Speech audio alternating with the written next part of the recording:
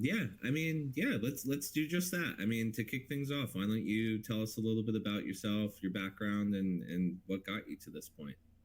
Sure. So I think I'll start with just like a little bit about me as a person, right? I'm Joe. I'm 28 years old.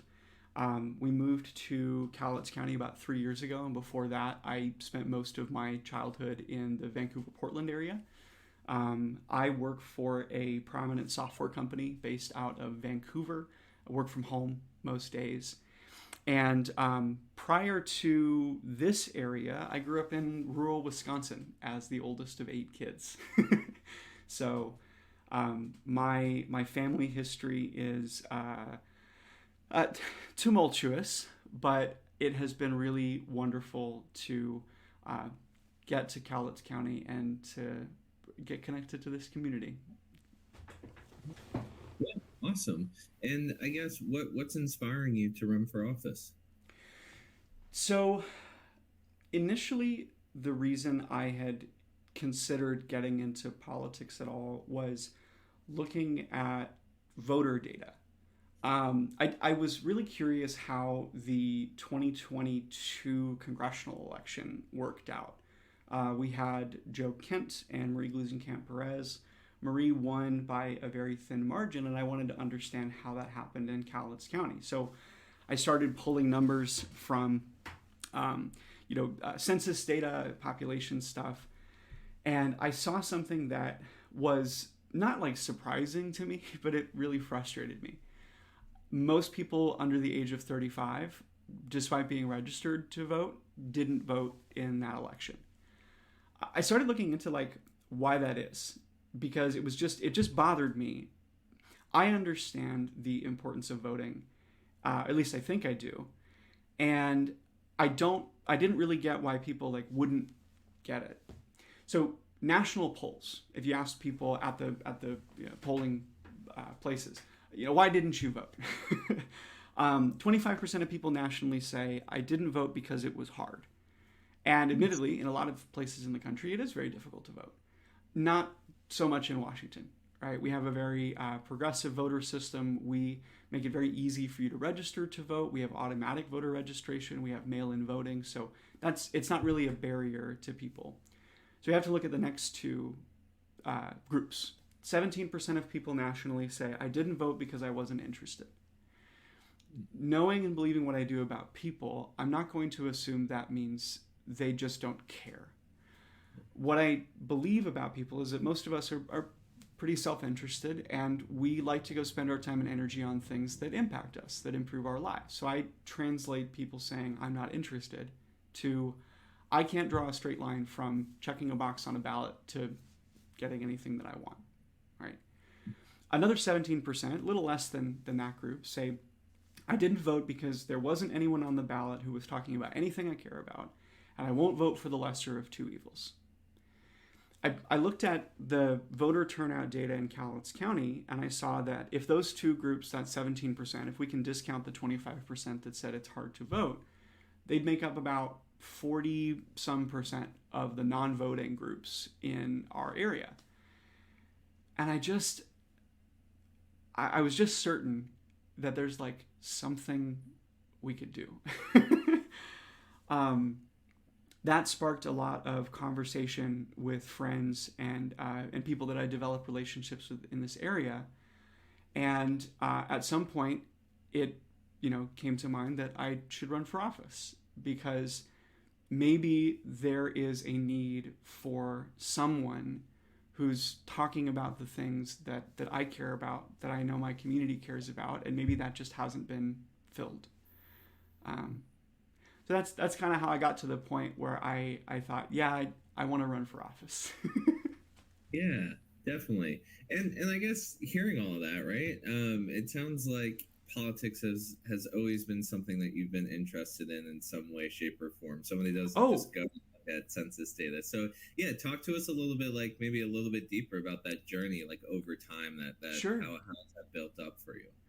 Yeah, I don't know that I was really politically aware for for like most of growing up, right? We'll get a little bit more into my like history with politics in the next two sessions, because we're going to talk about my history with the American right and my history with the American left. I think both of those are really worth diving into more specifically. But you know, growing up, I was taught and believed that the best way for me to make good decisions was to defer to authority.